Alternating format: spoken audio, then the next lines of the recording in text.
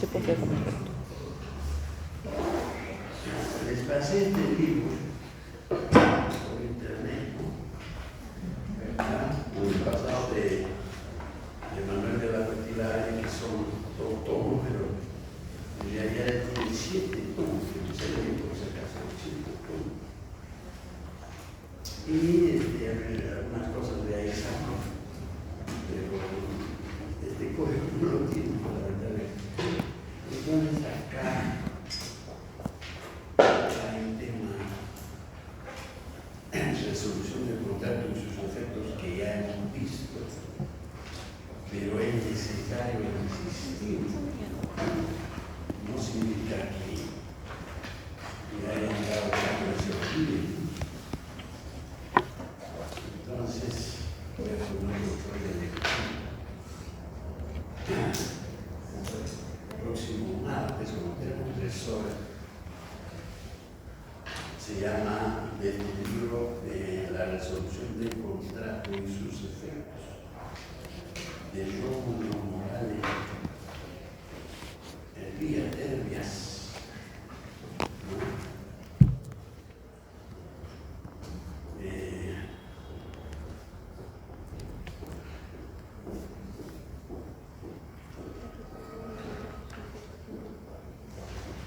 También sobre resolución. También sobre resolución.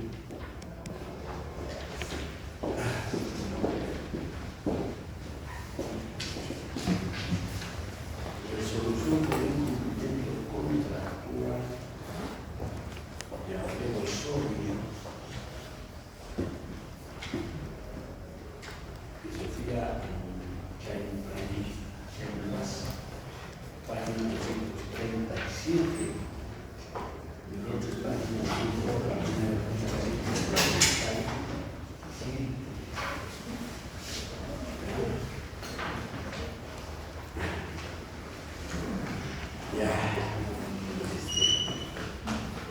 ahí tienen diversos autores,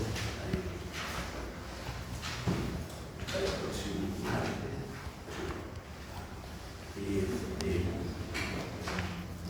Uno de los temas que se presenta en la práctica es precisamente el de la ineficacia funcional, resolución. La rescisión es siempre judicial, ¿no? La rescisión siempre va, y es excepcional en diferentes casos, pero lo que sí es materia continua es la resolución. No hay que confundir rescisión con resolución, que son hermanas pero diferentes efectos. En la vida práctica, en la vida de relación, siempre como consecuencia, una de las consecuencias que vamos a ver ahora a partir de ahora, es de que generalmente, digo yo siempre parto de una situación positiva. Si han firmado un contrato, deben cumplir, porque el contrato es un proceso. ¿Por qué vienen después de luchar? Si se les está todavía, no, así, deben dar. Gerentes para eso.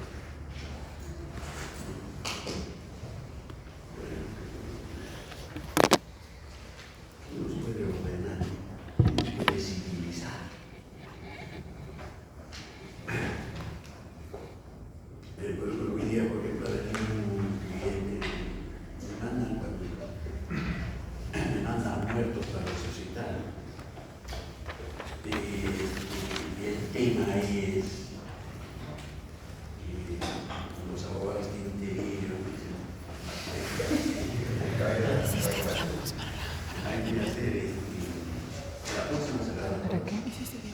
Parte.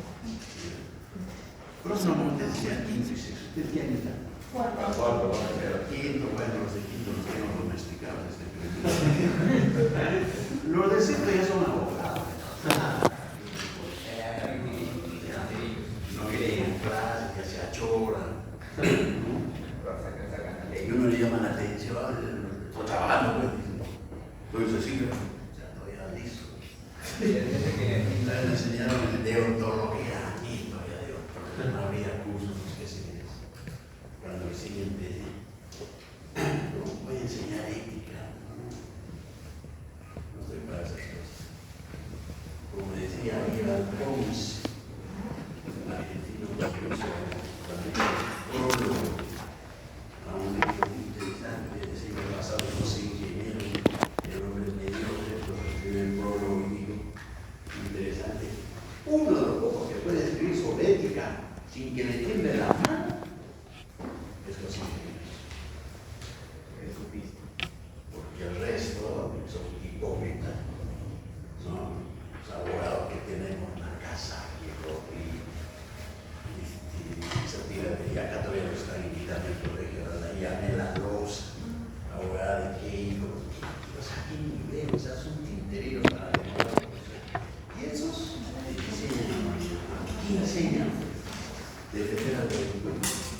Defender al delincuente no es difícil, pero después hablan de deontología, que a mí me salía la vergüenza. Yo creo que el mundo que defendió narcotráfico, jamás me han venido a buscar. ¿Cómo voy a defender narcotráfico? Tengo un hijo que es muy ético, para que la violación sexual, violencia familiar, no sé el procedimiento de para eso, por más que me ofrezca a mí, pues estoy feliz en la universidad, gano un poco, ya se lo venía como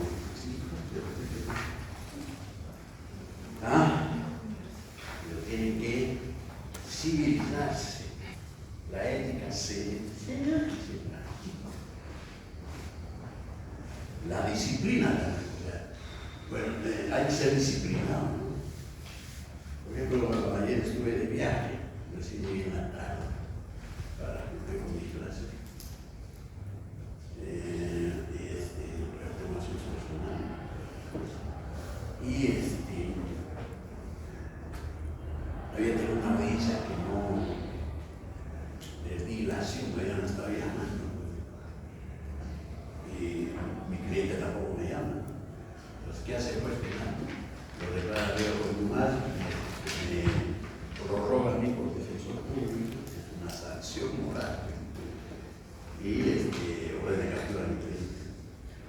Entonces, de quién es responsabilidad del abogado, pero también de mi cliente. Si es asunto de nada.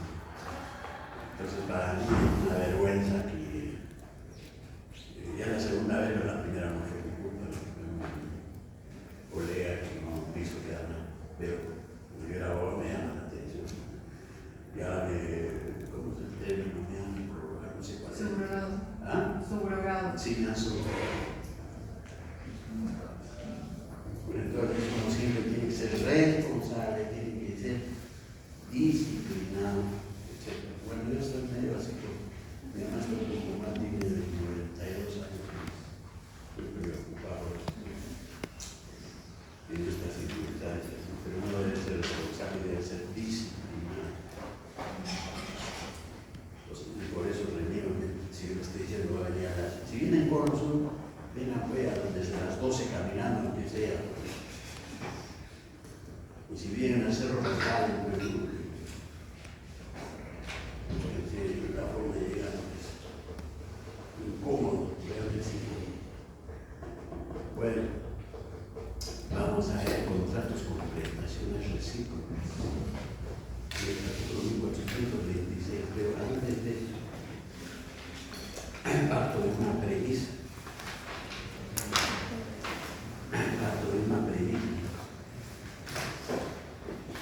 Y si se ha celebrado un contrato, si uno ha dado su consentimiento, porque como ya sabemos, se perfeccione con el consentimiento de la parte. A nadie se obliga a firmar un contrato. Por supuesto que hay contratos obligatorios. Entonces, en estos contratos obligatorios, como ya hemos explicado, la contratación en masa, bueno, son lamentablemente hoy en día es lo hegemónico y lo mayoritario, pero todavía queda un margen de actuación.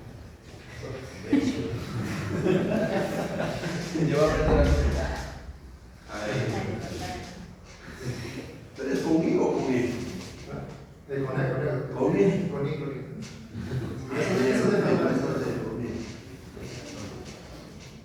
Entonces, a nadie se obliga a celebrar. Bueno, ojalá lo lean ese pasaje. Manuel me lo puede tirar ahí. Claro, es muy positivista lo que no me gusta, pero lo explica. Él dice, y hay circunstancias en las que no nos obligan a firmar un contrato, pero necesitamos que algunos bienes, necesitamos servicios, ¿no? Y lamentablemente lo hacemos.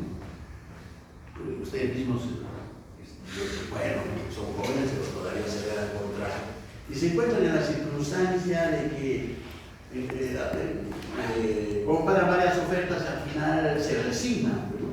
Pues, ni modo, pues, porque ese servicio necesito, o ese bien ya ni modo, me veo obligado.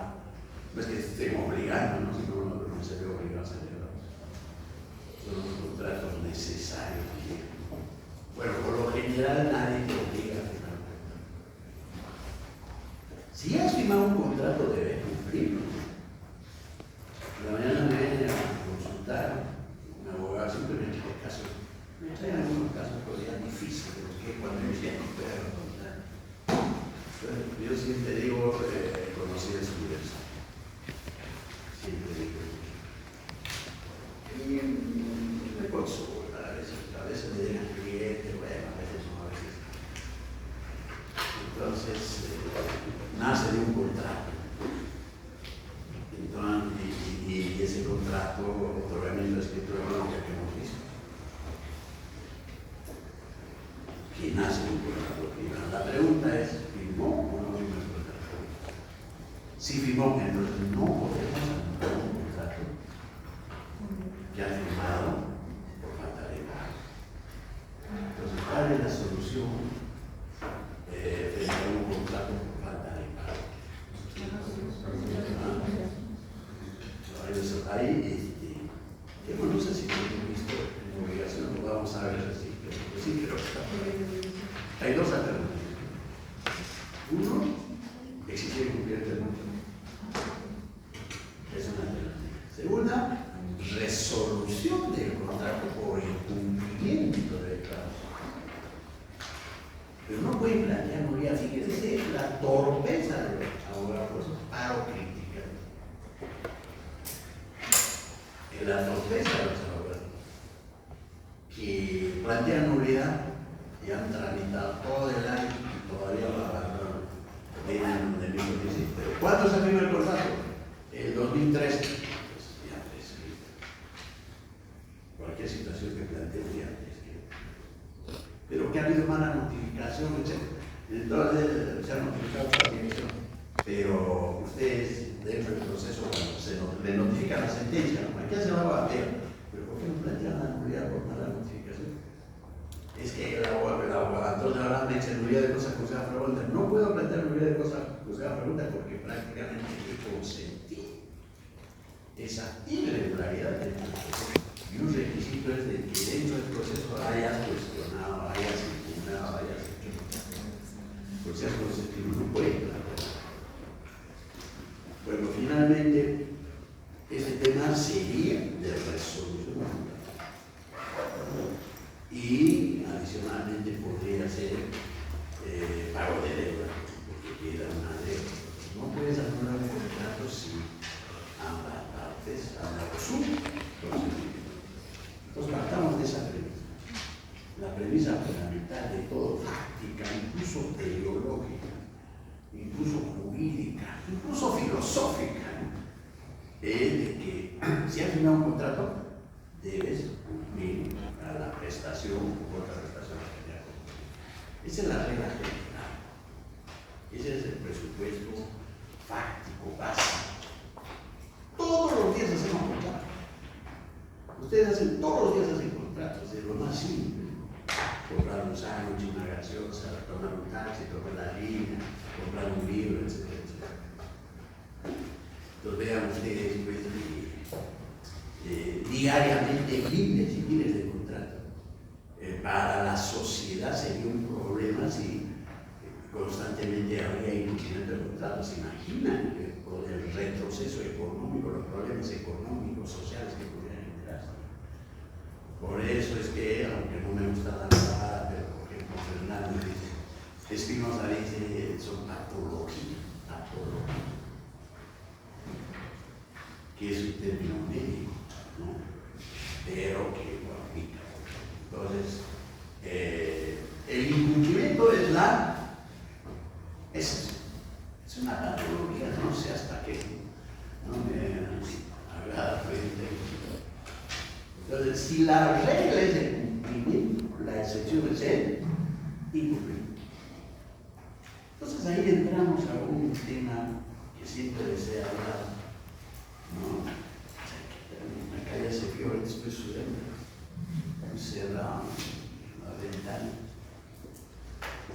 Ya decir que es un tema que hemos hablado muchas veces de la teoría del riesgo.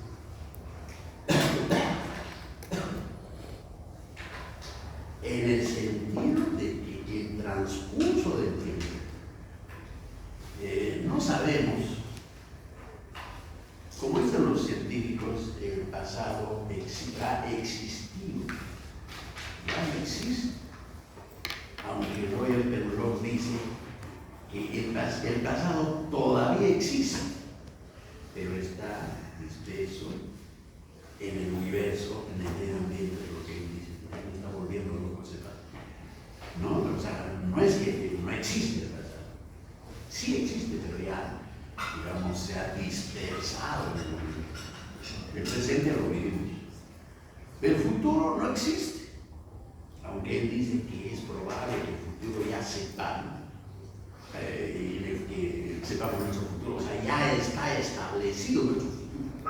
Lo que pasa es que estamos transitando en la línea que el tiempo, el espacio-tiempo nos ha designado. Simplemente estamos caminando ese futuro, o sea, ya nuestro futuro está previsto en eso.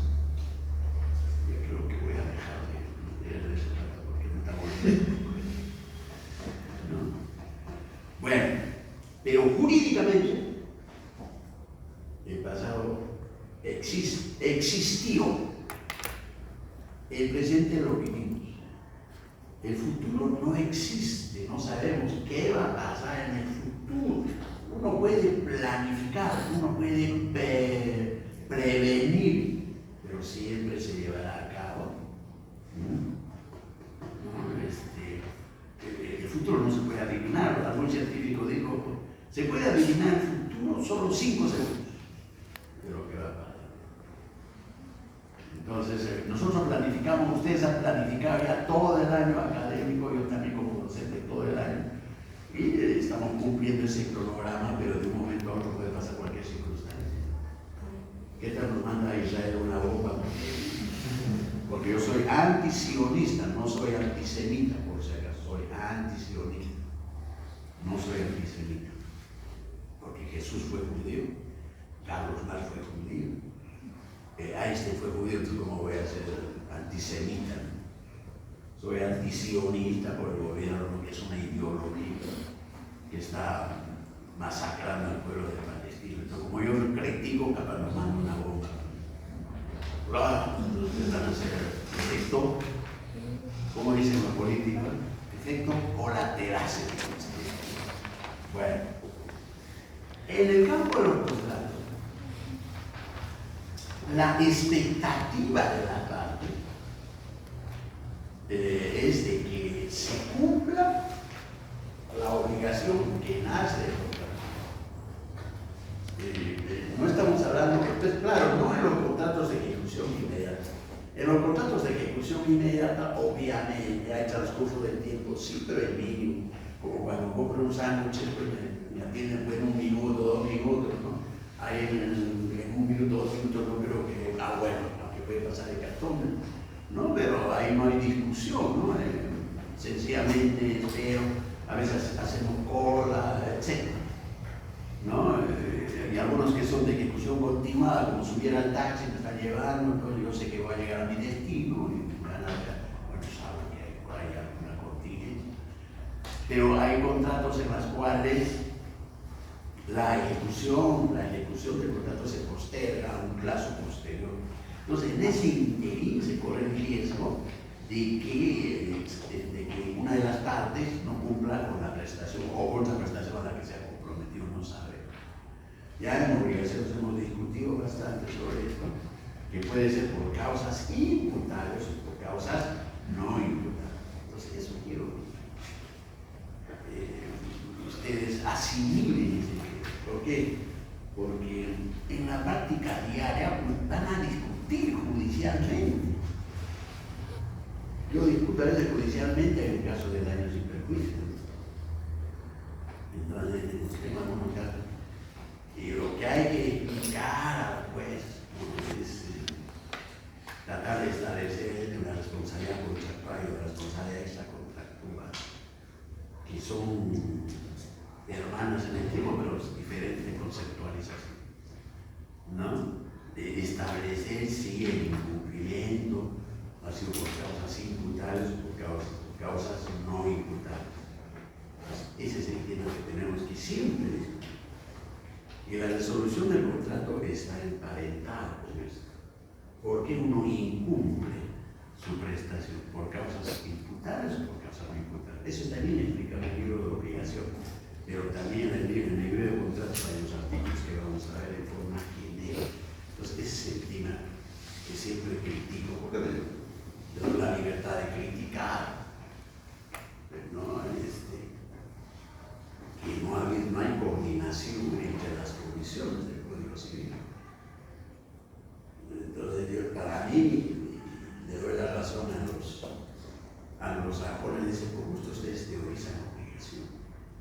En Europa han modificado el Código Penal, han modificado la defensa del consumidor, pero no pueden hacer un hidroide que llaman, no pueden hacer un Código Civil para toda la Unión Europea, precisamente porque un tema de discusión es si introducimos el libro de obligación, porque los anglosajones no tienen ese libro, digamos, ese tema de obligación. Nosotros pertenecemos a la familia romano-germana. Entonces, muy tranquilamente se puede prescindir de obligación. Incorporar los temas de obligaciones en el libro de contratos tranquilamente. No voy a repetir cuando veamos esto toda la teoría del riesgo, porque me falta tiempo para explicar el tiempo que está oscuro. Ahora terminemos. ¿No? Por eso no vamos a reiterar, no voy a hacer referencia. Entonces, cuando hablamos de contratos de compensaciones recíprocas, yo pienso que la mayoría de los contratos, por no decir todos, son contratos con prestaciones recíprocas, son contratos inalarmáticos, es decir, cada parte, una parte se vuelve una prestación a cambio de una corta prestación. Depende del contrato que se trate, ¿no? Entonces, pocos son los contratos con prestación unilateral, cortar la donación, en conjunto, la renta vitalicia, ¿no? Son casos raros donde solo hay una prestación, caso de contrato, en el caso de la donación son dos partes, pero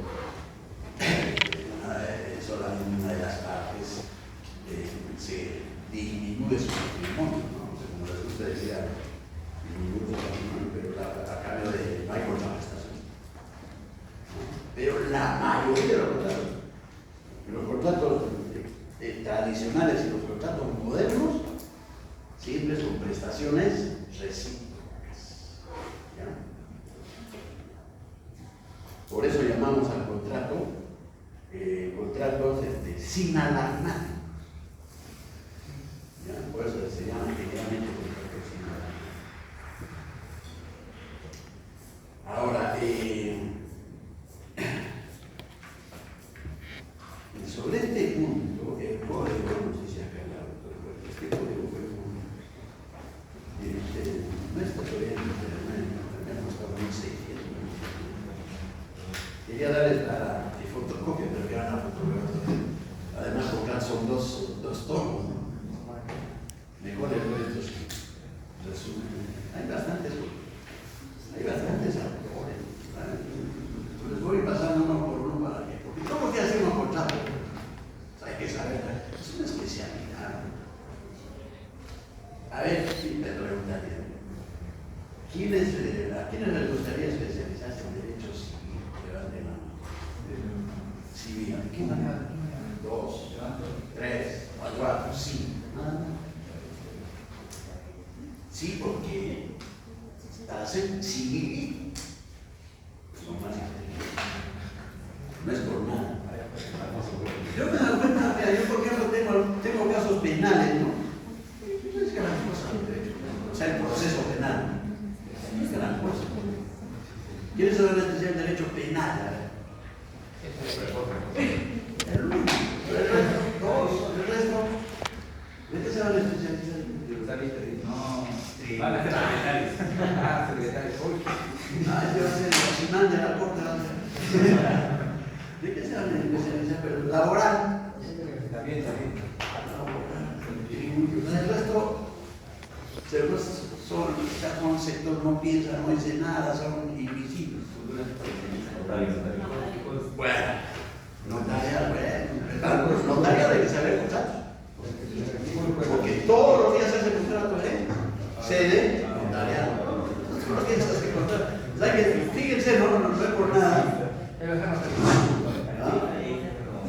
No es por nada, pero yo ya no te creo, ¿no? Yo tenía un asunto propio de consolidación. He ido como a 3 notarías y no sabía que era consolidación, incluso conversé con una notaria. Me lo tengo que traer todos los papeles del Riesgo, pero no es necesario. No, sino ¿cómo quieres que te ayude? Oye, eso es maravilloso, no sabe usted lo que es consolidación. Me trae los papeles y yo le digo, es que no sabe lo que es la consolidación. Es que nunca se les ha presentado ese asunto. Claro, después de todo tienen razón. Yo también presenté cuando recién empezaba un contrato de comodato a la notaría y se sorprendieron, pero antes los notarios no eran abogados. Y vino el notario y me dijo, ¿qué es este comodato, doctor? Me dijo, porque es similar al derecho de uso, sino que en lugar de utilizar este derecho real, que es derecho de uso, mejor hacemos un contrato de notaria también. Bueno, entonces, si estamos frente a un contrato con prestaciones recíprocas, aquellos contratos cuyo cumplimiento o ejecución se difiere en el tiempo, se corre el riesgo de incumplimiento. ¿Ya? Incumplimiento.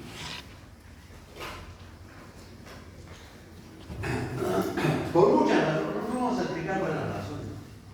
Puede haber razones económicas. Ahora, claro, la pregunta sería ¿por qué uno incumple el contrato? Por eso causas imputables y causas no imputables. Causas imputables, ya sabemos el dolo, la culpa inexcusable, etc. Y la culpa de. Causas no imputables, caso fortuito y fuerza mayor. Entonces la discusión viene ¿por qué uno no cumplió con su prestación? Porque la otra parte, como dice Manuel la parte fiel, se ve perjudicado económicamente, ¿no? Entonces, la consecuencia de la restitución de prestaciones morales serias que le estoy dando en el libro, lo explica bien, es un abogado muy bueno de lo bueno, pero lamentablemente falleció de la joven, falleció el año pasado, una vez conversé con él muy amable del título, es un abogado, y no son pues como otros.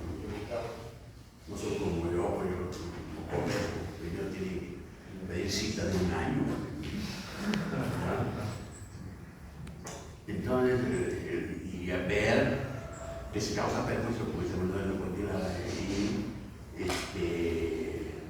pero uno se perjudica económicamente y aparte de eso necesita una compensación, que es la reparación de daños internos. Bueno, entonces hay ese riesgo, que acá el código llama incumplimiento de prestaciones. Incumplimiento de prestaciones. Acá el autor nos dice que existen 4 mecanismos de tutela a favor de los acreedores de contratos con prestaciones recíprocas. 4 mecanismos, que son la excepción de incumplimiento, la caducidad del plazo, la resolución del contrato y la teoría del riesgo. Entonces vamos a ver cada uno de estos. La excepción de incumplimiento, artículo 1426. ¿Quién empieza? ¿Quién nunca lee? ¿Quién nunca lee? ¿Vos has leído? Ya empieza. En los contratos con prestaciones recíprocas en que estas deban cumplirse simultáneamente, cada parte tiene derecho de suspender el cumplimiento de la prestación a su cargo hasta que se satisfaga la contraprestación o se garantice su cumplimiento. Ya. Bueno, la doctrina, claro, acá no dice pues excepción, ¿no?, en el título, pero la doctrina conoce como la excepción de incumplimiento.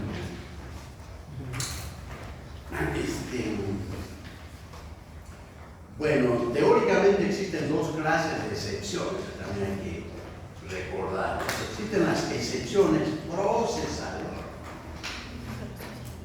y las excepciones materiales, que algunos abogados llaman, algunos juristas llaman excepciones sustanciales. Probablemente, si revisan Manuel de la Parte, ya no me acuerdo hacia creo que también llaman excepciones sustanciales, no sé, algunos autores lo llaman excepciones sustanciales. O sea, acá la distinción dice derecho sustantivo, derecho adjetivo. Esa dicotomía ya ha sido superada largamente, ya no es admisible porque se considera que el proceso era un apéndice del derecho civil. Pero los últimos 100 años, 150 años, desde la producción en Génova de Piero Calamandrei, bastante los alemanes, que sientan las bases del derecho procesal como una rama del derecho pertenece al derecho público, mientras el derecho civil pertenece al derecho privado. Por eso es que hoy se teoriza. Los brasileños tienen un avance muy significativo. Felizmente esos libros han llegado a tiempo, se están traduciendo. El proceso es meramente instrumental, pero tiene su propio basamento teórico, propias instituciones jurídicas, su propio desarrollo doctrinal, su propio desarrollo jurisprudencial. Por tanto, si es autónomo, no puede ser adjetivo. Es por eso procesal. Y el derecho civil ya no se dice como derecho sustantivo, sino derecho material. ¿Ya? Y si ustedes escuchan a sus abogados que sí, todavía hablan algunos temas como que si no hubiera desarrollo, quiere decir que están atrasados. Quiere decir que están como ustedes al tanto del celular, al tanto de los chismes, al tanto de los partidos. ¿Por qué hay partidos? Partido del fútbol, hay un partido del fútbol. O sea, a mí no me gusta el fútbol porque a mí no me gusta el fútbol porque el fútbol es para la masa, para el popular, para la chusma, ¿no? Entonces, para esos el derecho no ha evolucionado, el derecho sigue. Me extraña que a los profesores que siguen hablando condiciones de la acción interlaboral, que tiene la palabra y que busca la ley. Como esos ociosos que no saben nada. Culpa de quién, el profesor que no viene. ¿No? Bueno, entonces hay las excepciones procesales están claramente establecidas en el 442, si no me equivoco, de cosas así. Son excepciones procesales, como dice Manuel Gálvez, que es el 436. Son las excepciones procesales, contrariamente a lo que decía Couture decía que la excepción ataca al derecho de acción, ¿no? Que eso es tampoco, no es válido hoy en día. También lo decía los peruanos, ¿no? Había un procesamiento en los años 60. Una vez en un concurso, vino una profesora con ese libro de 1960 de eso. Quería ser docente con ese libro de 1960. ¿Ah? 442. 46. ¿Cuál 2? 446. 46. Bien, gracias. 446. Yo me leí en su cara con un librito de Alzamora Valdés. Alzamora Valdés, que era muy conocido por los superadores. Y así quería ser docente y le estaban haciendo ganar cuando hubo la intervención de la comisión. Y ahí donde el loco, pues el loco tuvo la valentía, yo le chupé, y el loco Chaparro denunció efectivamente había coima, había dado irregular, porque la chica ni siquiera era maquita, estaba encabezando el ranking. Yo estaba tercero de un juez que estaba seguro, sin ser magistro, yo estaba tercero, estaba más adelante que Chaparro. Y Chaparro tuvo la audacia de denunciar el plan en televisión, porque realmente no, ¿cómo era posible que una simple abogada encabece, cuando yo era doctor, no sé si es doctor en educación, pero no es doctor en derecho. No, pero es doctor, pues bueno. ¿Chaparro? Entonces,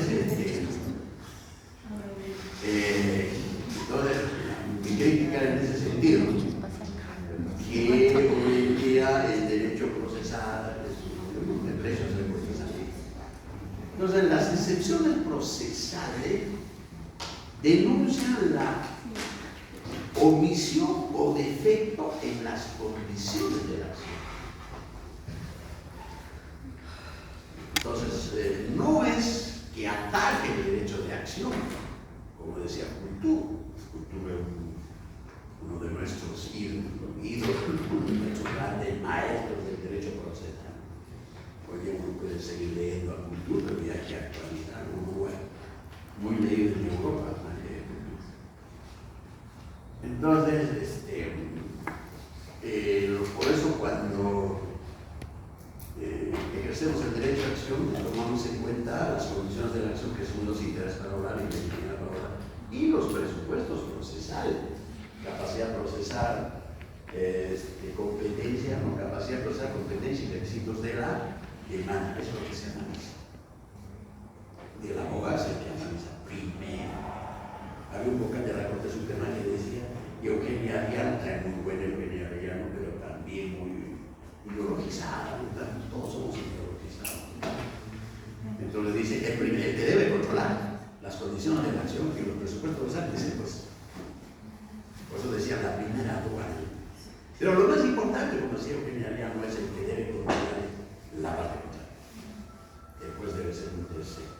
Es que pertenece a la escuela del garantismo procesal y el otro es de la escuela del dinamismo judicial, que son dos escuelas diferentes.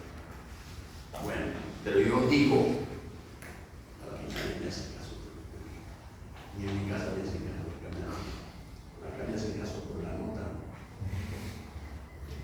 que el primero que califica es el abogado. Primero el abogado califica antes del juzgado. No necesariamente vamos a llegar al juzgado. El abogado tiene la obligación de poder, digo obligación moral, ética, de resolver los asuntos, digamos, extrajudicialmente para preservar la paz social en justicia, que es el objetivo abstracto del proceso. Porque el objetivo concreto del proceso civil es resolver un conflicto de interés, y el objetivo abstracto es, resolviendo cada conflicto, contribuimos a la paz social. Entonces, no es necesario pues siempre ir a proceso, lo que quiero decir.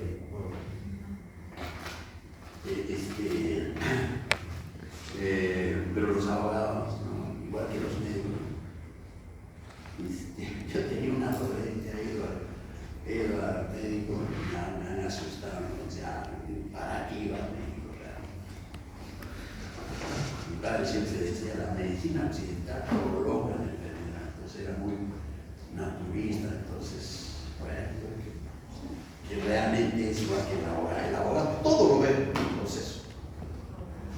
Programa, el médico te programa, todo, operación, el abogado todo lo ve en el proceso. Bueno, entonces el abogado tiene que calificar si es caso justiciable. Y si es caso justiciable, propondrá una demanda. Entonces analiza el interés para orar y legitimidad para orar, y cuando decide plantear la demanda, él va a decidir, ¿no?, capacidad procesal, qué juez va a ser competente, y al hacer la demanda, cuáles son los requisitos. El abogado, ¿ya? Porque el abogado es el que va a decir, por ejemplo, un menor de edad, el abogado es el que va a decir, no puedes plantear la demanda porque no tienes capacidad procesal. Tiene que venir tu papá. No tengo papá, entonces que venga tu tutor. No tengo tutor, entonces hay que designar. Ya es lo que hace la ley. Entonces, recién cuando ya estamos en condiciones, presentamos la demanda, después califica. Por supuesto que después califica. Por eso el 425 y el 426 y el 427, una admisibilidad de la demanda o improcedencia de la demanda. Si al juez se le pasara, ya viene la parte, como dice Eugenia Ariano, ¿no?, y va a controlar con mayor rigor los actos procesales de la parte contraria para hacer la parte contraria el demandado, porque es el enemigo, entre comillas. Entonces, ¿qué figura utiliza el demandado? La excepción procesal. Y de acuerdo al 446 se plantea el proceso de conocimiento. Cada proceso tiene su plazo, ¿no? 10 días para radicar la excepción. Enunciando omisión o defecto en las condiciones de la acción de los supuestos procesales. Yo hice escuela, por si acaso la están diciendo a nivel nacional, porque fuimos los primeros en calificar la demanda bajo este esquema. Cuando nosotros nomás decían, y siguen diciendo algunos jueces, yo digo que son ociosos, bueno, por falta de tiempo también dicen. No, y no es tanto incurso en las causales de inadmisibilidad ni de improcedencia, se admite la demanda. Cuando debería calificar si es caso judicial en las condiciones de la acción de los presupuestos. Un sector sí lo hace, me han hecho caso. Ahora, esas son excepciones procesales. No vamos a seguir hablando de eso. Pero también existen las excepciones materiales, que algunos autores llaman las excepciones sustantivas. Esta manera la palabra, pero uno no va a pelear con excepciones materiales. Entonces, las excepciones materiales, así como si se declara fundada una excepción procesal, tiene diversos efectos, ¿no? Un primer efecto, si se declara fundada una excepción, por ejemplo, ambigüedad o oscuridad en la forma de proponer la demanda, que atenta contra el interés para ahorrar, entonces el juez concede un plazo para que subsane. ¿Ya? Pero en otros casos, si falta legitimidad para ahorrar activa del demandante, el juez declara improcedente la demanda, por lo tanto se archiva, no puede continuar el proceso. ¿No? Entonces, fíjense ustedes, generalmente el proceso se vean, están mirando el café, el flaco, los dos flacos. ¿De qué se ríe o están coqueteando? El otro tipo de fútbol.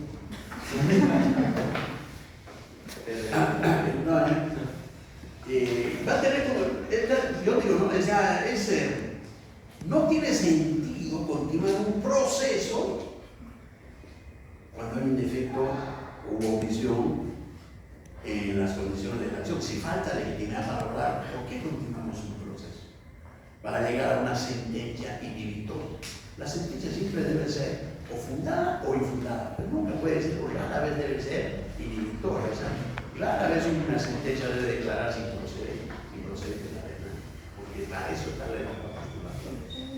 Pero puede haber circunstancias en que se presenten que conviertan o que atenten contra estos aspectos. Nosotros recién puede sacar una sentencia y no se cree en el proceso. O sea, no tiene sentido seguir tramitando un proceso si el demandante no tiene legitimidad para hablar.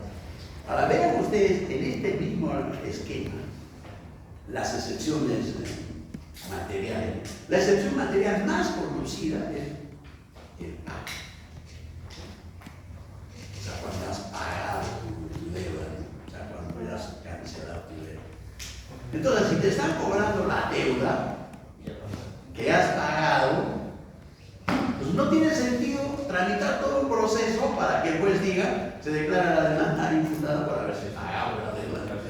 Por eso en la etapa postulatoria planteamos, señor, pero por eso en las ejecuciones del proceso de ejecución se contradice acreditando haberse pagado. Pues ya no tiene sentido seguir avanzando el proceso si se ha pagado.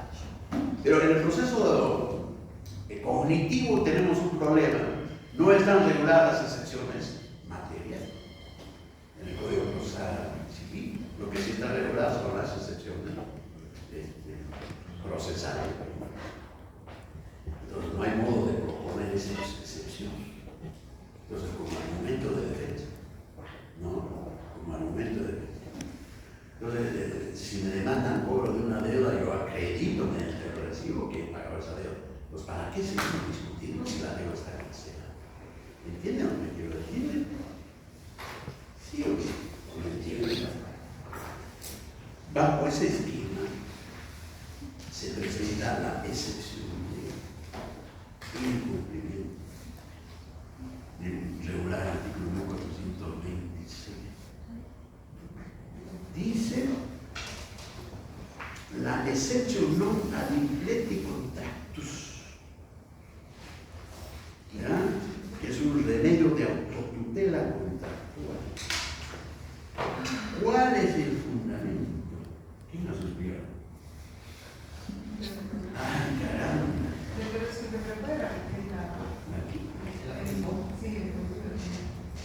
La excepción. No, pero si ustedes entran a internet, la excepción de incumplimiento va a salir.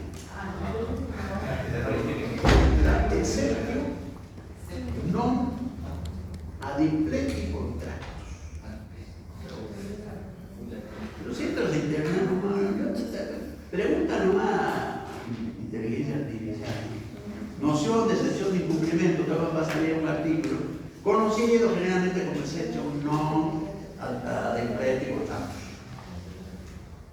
Bueno, busca, como decía Jesús, aquel que busque, la verdad, pero ya los dos religiosos. ¿Qué decía Jesús? Jesús decía, aquel que busque, y lo encontrará. Cuando lo encuentre, se perturbará, y cuando se perturbe, quedará asombrado. ¿Ha dicho eso Jesús? ¿Ah? El Evangelio de San Félix. Aquel que busca, cuando lo encuentre, se perturbará, y al perturbarse quedará asombrado y será el que diga, bueno, ¿qué significa? Cada uno podrá su interpretación. Como decía en el libro de Deuteronomio, ¿no? Para discutir, conoce. Bueno,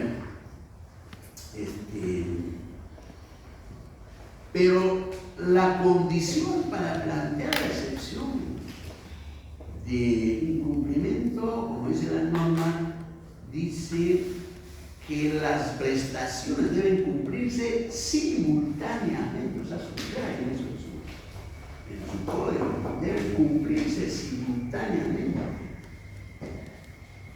¿Ya? ¿Qué significa eso? Que ambas partes han acordado cumplir al celebrar el contrato. Ambas partes han acordado ejecutar simultáneamente sus prestaciones. Simultáneamente.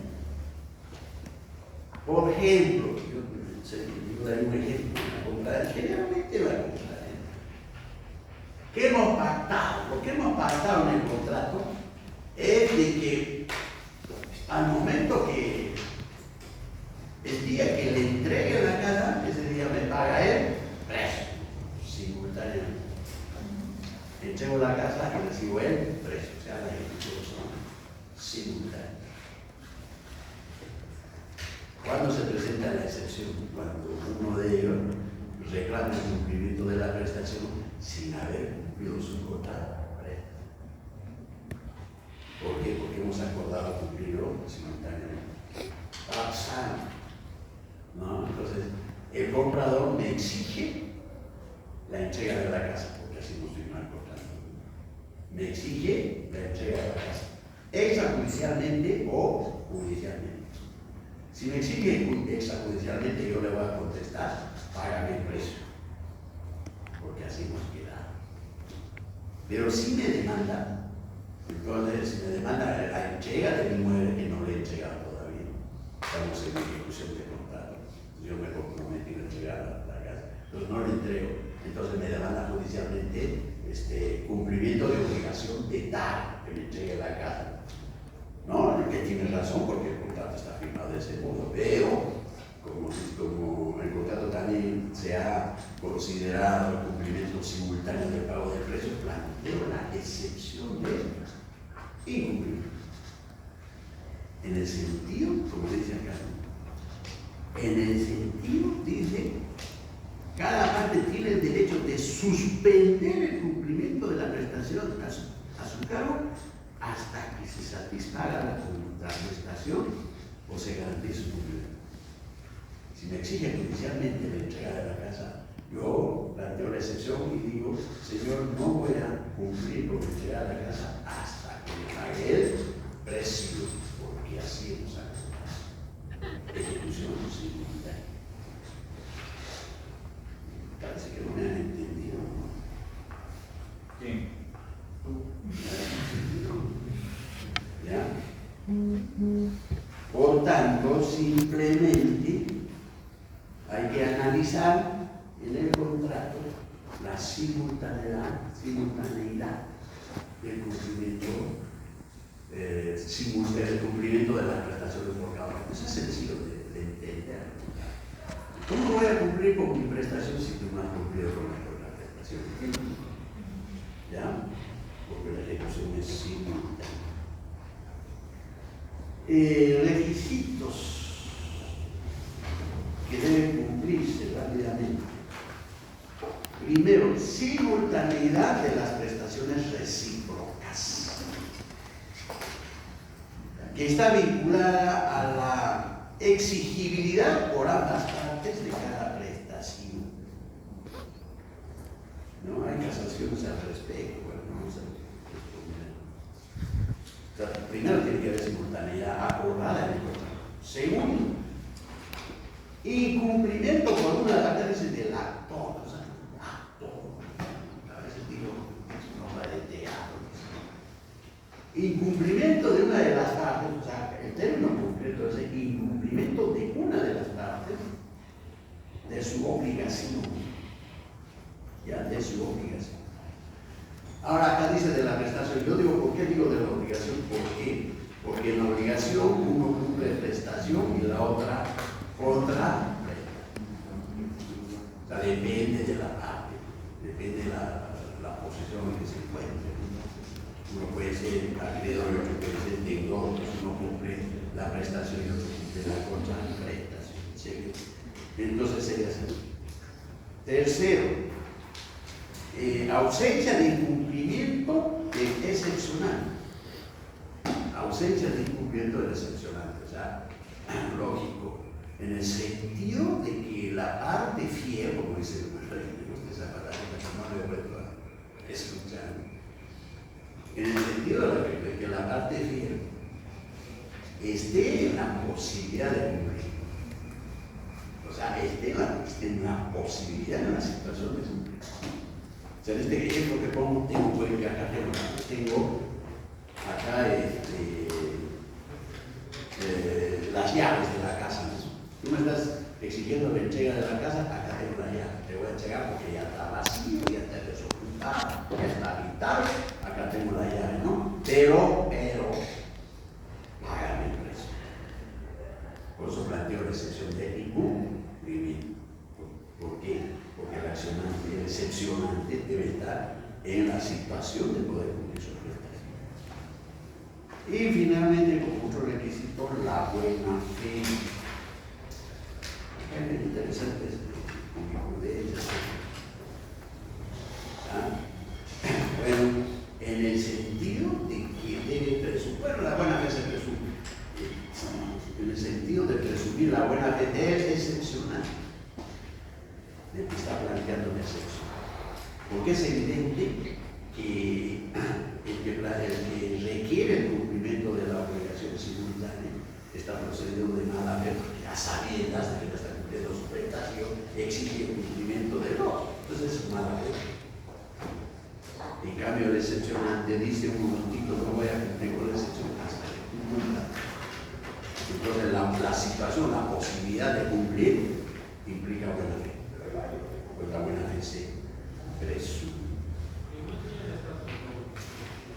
Ya finalmente esta excepción puede ser planteada judicial o extrajudicialmente.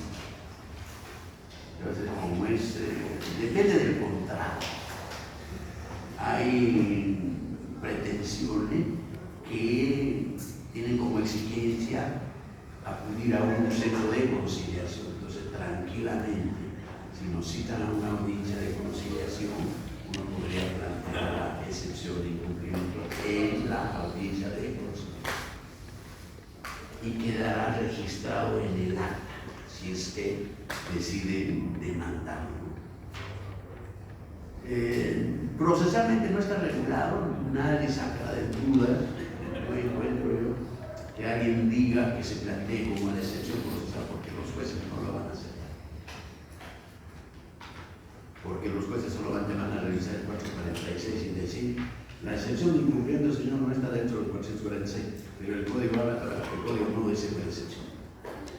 La doctrina habla de excepción. Sí, pero entonces, lamentablemente uno tendría que emplear como método de defensa al contestar la demanda. Esa sería la única vía. ¿No? La única vía. Entonces, ¿qué tendría que hacer el juez? El juez tendría que tampoco hay la posibilidad de saneamiento. Yo creo que dispondría un juzgamiento anticipado. Esa es la única solución. Un juzgamiento anticipado de proceso. Luego tenemos la excepción de caducidad. Caducidad del término. Artículo 1400. Sí, pues, excepción de caducidad de plazo, artículo 1425. Bien. Si después de concluido un contrato con prestaciones recíprocas sobreviniese el riesgo de que la parte que debe cumplir en segundo lugar no pueda hacerlo, la que debe efectuar la prestación en primer lugar puede suspender su ejecución hasta que aquella satisfaga la que le concierne o garantice su cumplimiento. De la fuente la habrá citado por esta cortisa. Se trata del caso de que después de celebrar un contrato con prestaciones recíprocas, pero antes que llegue el momento de ejecución de la prestación, que debe ser en primer lugar, sobrevenga un riesgo de que la parte que debe ejecutar su prestación en segundo lugar no pueda hacerlo oportunamente. Por su parte, Torres Vázquez se tiene alguna prueba, pero en fin. La excepción de inseguridad, le llaman excepción de inseguridad, es un remedio sinalarmático aplicable a los contratos con prestaciones recíprocas que deben ejecutarse en momentos distintos, por la que el contratante que debe cumplir en primer lugar suspende la ejecución de su prestación si las condiciones patrimoniales de que debe cumplir en segundo lugar hubieran llegado a ser tales que pusiesen evidente peligro la ejecución de la contraprestación. Nelson Ramírez Jiménez, que lo pronuncia un buen abogado, dice: fundamentalmente está vinculado al contrato de compra.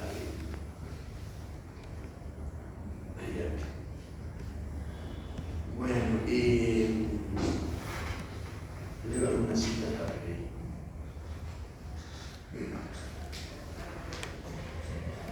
Ya. También está ligada a la teoría anterior. ¿Cuál es la diferencia? Fíjense la diferencia de la excepción de incumplimiento de que ambas partes deben cumplir simultáneamente. La excepción de caducidad implica que hay dos fases en el cumplimiento del contrato. Una primera fase cuando uno de los contratantes, ¿no? Según el contrato, uno de los contratantes debe cumplir en primer lugar su prestación, en primer lugar. En el ejemplo que pongo de compraventa, ¿no? El vendedor se compromete a entregar la casa, por ejemplo, el 31 de junio. ¿No? ¿No? ¿Junio tiene 31 días?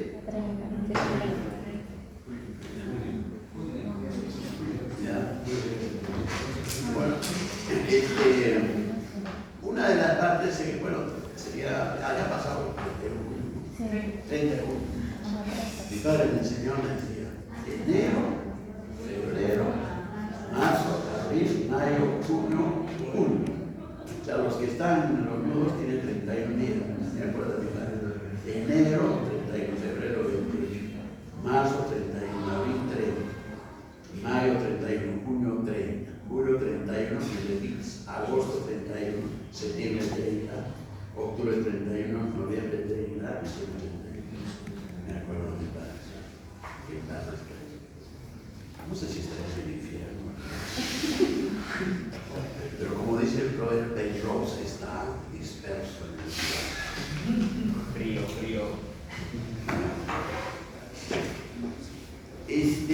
Entonces, en el contrato se ha acordado ambas partes que el vendedor entregará la casa el 31 de julio, para no hacerlo simultáneo rápidamente, el 31 de julio. En cambio, el comprador pagará el precio el 31 de octubre, por decir una manera. Entonces, quiere decir que acá no hay simultaneidad. Acá hay dos fases en el cumplimiento.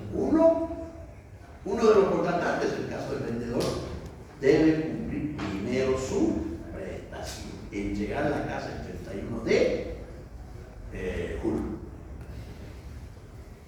Y una segunda fase, diríamos una segunda fase, quiere decir que el vendedor se compromete, el comprador se compromete a pagar el plazo el 31 de octubre. Ahora no me pregunta por qué me acordaba así. Vaya a la compradora, porque se me acordaba así. Yo te digo, no, la autonomía es para mí,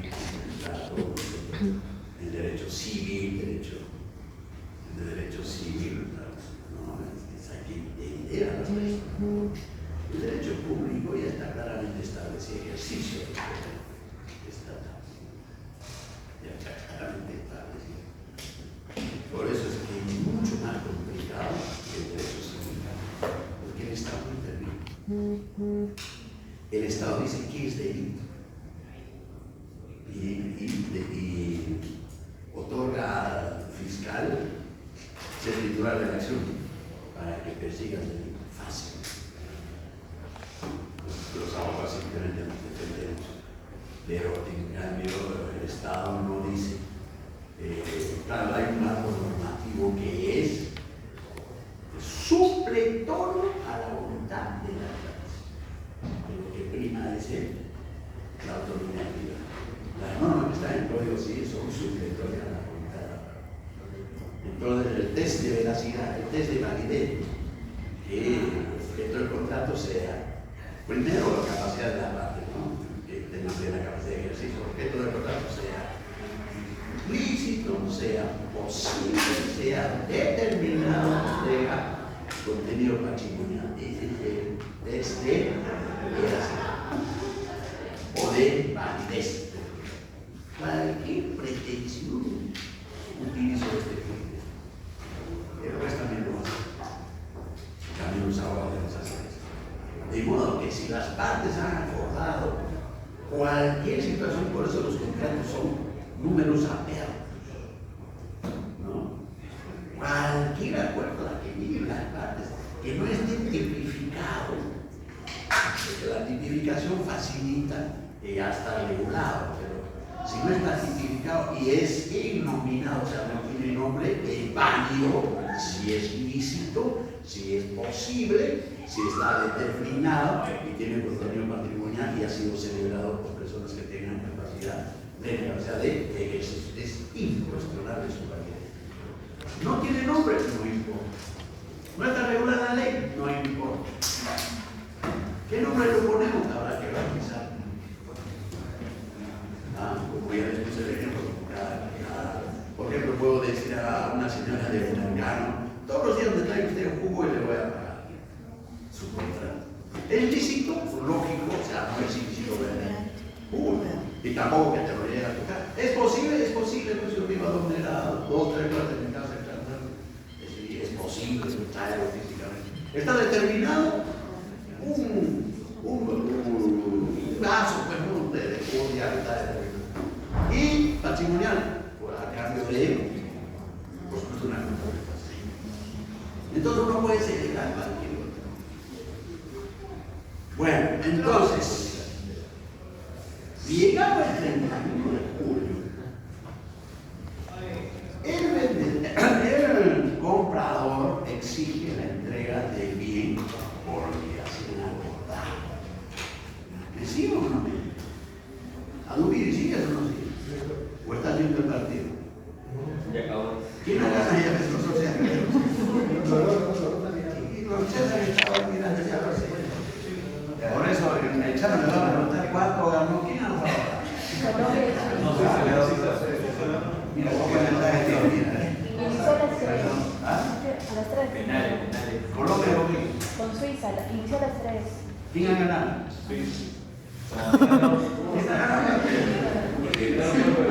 ¿Ah?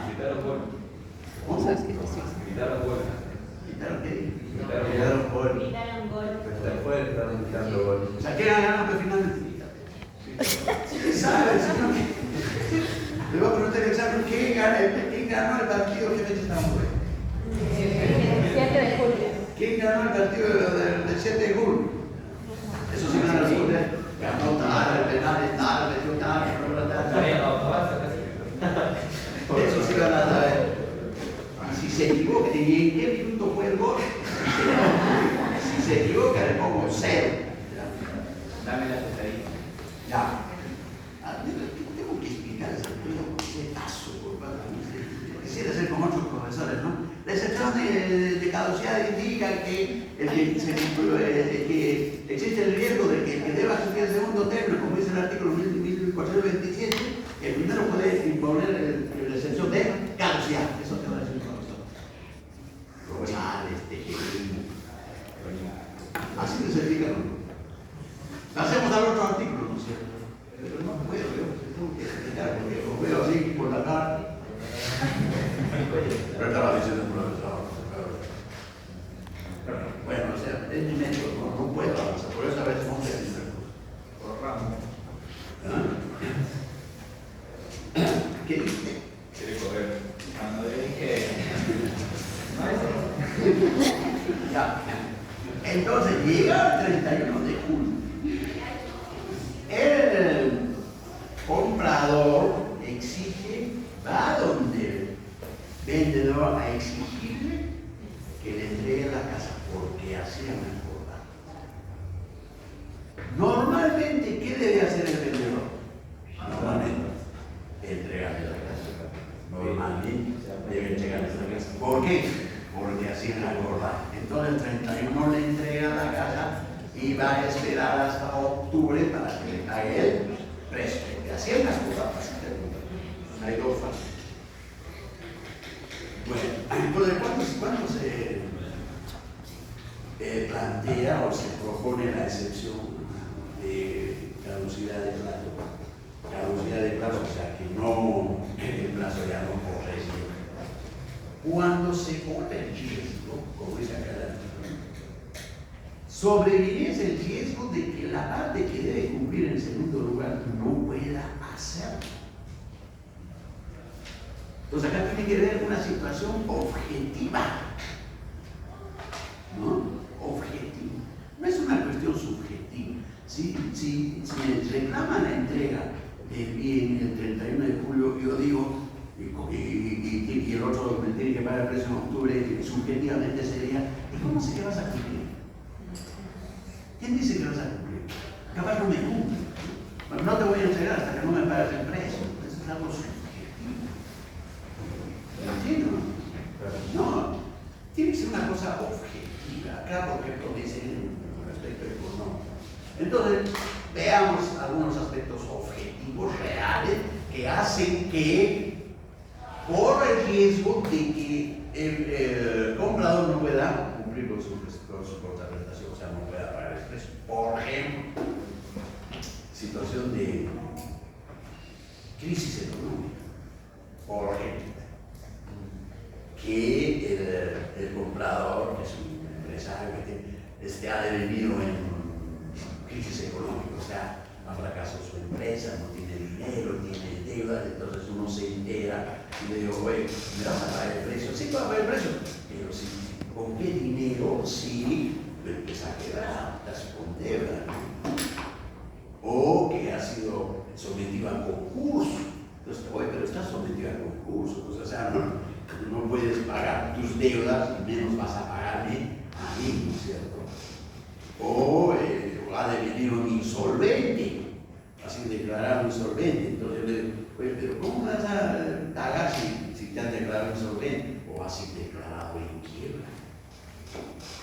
Por ejemplo, insolvente o es deudor, o también es deudor, está en Infocor, está en muchas listas que hay a nivel nacional, pero tú debes a todas las instituciones, debes a los bancos, entonces se corre el riesgo.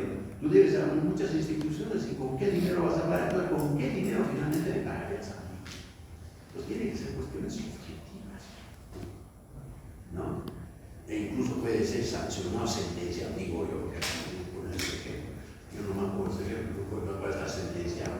Oye, pero está sentenciado por estafa, por ejemplo, está sentenciado por estafa, por corrupción, te han embargado tus bienes por deuda, te han embargado, o sea, ¿cómo se llama? Penal de dominio de tus bienes, ¿por qué plata? ¿Por qué me vas a pagar? Entonces, objetivamente, hay un análisis objetivo, no subjetivo, de que efectivamente hay circunstancias, hechos de que hace peligrar que el otro vaya a cumplir con su contraprestación. Entonces, yo me acojo al 427, al 1427, planteo la excepción de caducidad. Señor juez, no voy a cumplir con la entrega de la casa el 31 de julio porque se corre el riesgo por estas circunstancias que ella menciona, por esto, se corre el riesgo de que el otro no me vaya a pagar el precio. Por tanto, ¿para qué le entrego el bien, que es mi bien, si no me va a pagar el precio? Algo lógico, ¿sí o no? ¿Entendieron o no entendieron? ¿A tú hubieras entendido? Nuestra referencia va a ser a tu. Ahora dilo con tus palabras. Si me entiendes, en 1428 ya lo hemos visto. En 1429 también lo hemos visto.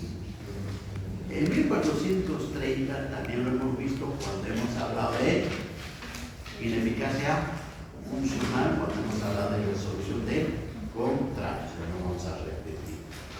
Nos vamos al artículo 1431. Siguiente. Imposibilidad de la prestación. En los contratos con prestaciones recíprocas, si la prestación a cargo de una de las partes deviene imposible sin culpa de los contratantes, el contrato queda resuelto de pleno derecho. En este caso, el deudor liberado pierde el derecho a la contraprestación y debe restituir lo que ha recibido. Pero las partes pueden convenir en que eso esté a cargo de la deudor. Aquí lo veo. 640. Ya, los avances de la ley. Bueno, es la teoría del riesgo que ya hemos visto en la oración, que se repite muchas veces. Una cosa es que la prestación no pueda cumplirse por imposibilidad, ¿no? En las obligaciones de dar, cuando es imposible cumplir con la prestación de dar, cuando el bien se pierde o se destruye totalmente. Entonces, ¿cómo voy a entregar un bien que ya no lo tengo?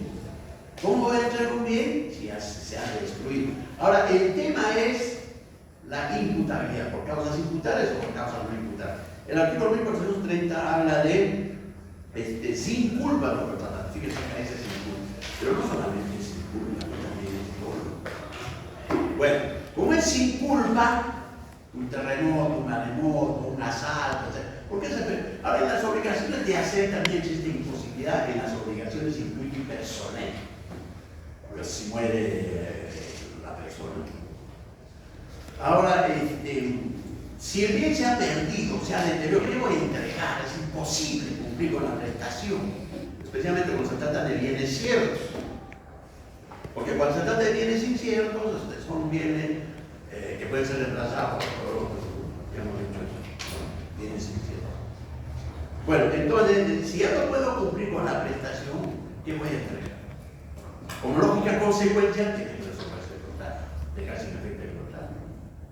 Y si hubo algún adelanto, se devuelve la regla. ¿Ya? O sea, acá no hay responsabilidad de daños y perjuicios. Por caso conflicto de fuerza mayor, eventos extraordinarios, imprevisibles e irresistibles, ya hemos visto. Obligación. Resolución por culpa de la carta, artículo 1432. Si la prestación resulta imposible por culpa del deudor, el contrato queda resuelto de pleno derecho y éste no puede exigir la contraprestación y está sujeto a la indemnización de daños y perjuicios. Cuando la imposibilidad sea imputable al acreedor, el contrato queda resuelto de pleno derecho. Sin embargo, dicho acreedor deberá satisfacer la contraprestación, correspondiéndole los derechos y acciones que hubieran quedado relativos a la prestación. Ya, también lo visto en obligación, ¿no? Si el deudor por todo lo inexcusable no cumple, lógicamente se vuelve imposible porque por su culpa el bien se ha perdido o por su culpa el bien se ha destruido. Entonces queda entregar por su culpa. Entonces se resuelve el contrato, ¿no? Lógicamente, pero está sujeto, no puede exigir la contraprestación, o no exigir la contraprestación, pero está sujeto a la indemnización de daños y perjuicios. Generalmente la culpa es del deudor que tiene que entregar el bien. Pero también no en obligaciones que también puede haber culpa del acreedor. Como cuando tengo que entregar un vehículo al acreedor y el acreedor dice, ¿sabe usted el carro a mi casa a las 5 de la tarde? Entonces el deudor llega a mi casa a las 5 de la tarde, pero yo no estoy, no me presento, mientras el otro espera lo sabe. ¿Culpa de quién? Del acreedor. Entonces, en este caso, está obligado a cumplir con la prestación, a pagar el precio porque es culpa de acreedor. Y además, daños y perjuicios y las acciones que puedan derivarse. ¿Ya? Incumplimiento parcial imposible.